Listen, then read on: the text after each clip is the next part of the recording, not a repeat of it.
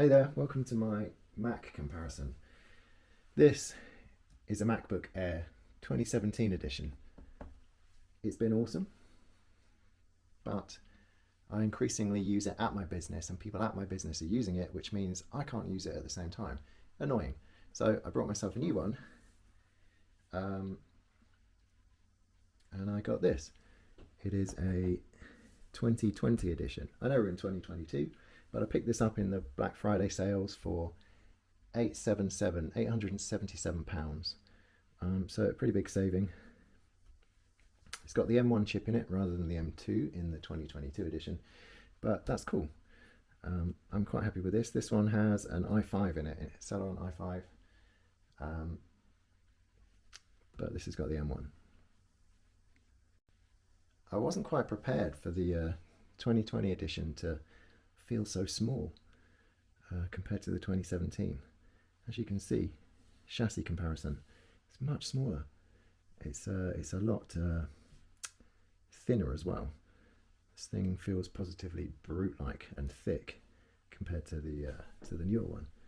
I know this one's got a case on it. I can't really get this off without snapping it, so that makes it even thicker. But even so, this thing feels tiny. The 2017 has worked so well for me. It's been used constantly for video editing mostly.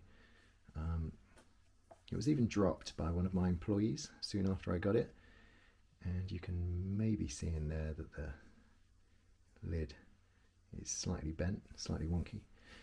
Didn't affect performance, and it still flies really with video.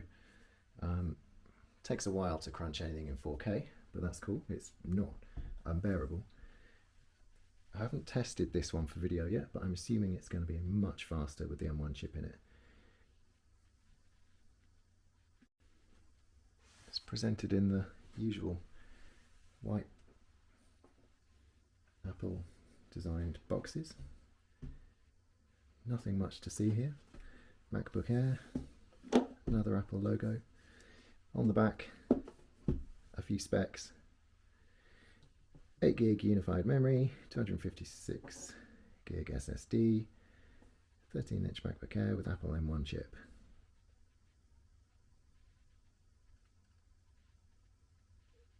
Eight-core CPU and 7-core GPU. 13.3-inch diagonal Retina LED backlit display with True Tone technology. 2 Thunderbolt USB 4 ports, a headphone jack, stereo speakers that fire upwards, Touch ID, full-size backlit keyboard, Wi-Fi 6 and Bluetooth 5, and it's £2.8.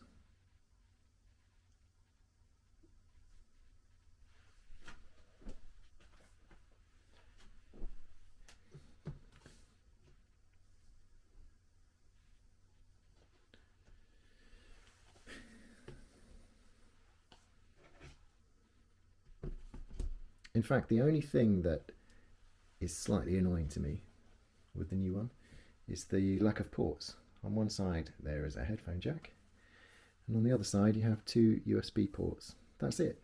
So dongles are needed to plug in any kind of memory card.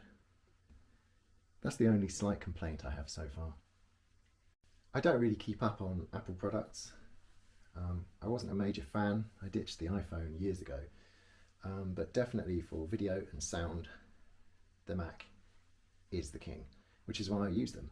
But what I didn't realise is that whereas this 2017 model, when you open up the lid, the backlit display shines through, shines up the Apple logo. It doesn't do that on this 2021. And I didn't know that. But it's just kind of a silver embossment there. Also, if you've powered down the machine with the shutdown option, when you open the lid, it starts to boot up automatically. You don't have to press the power button.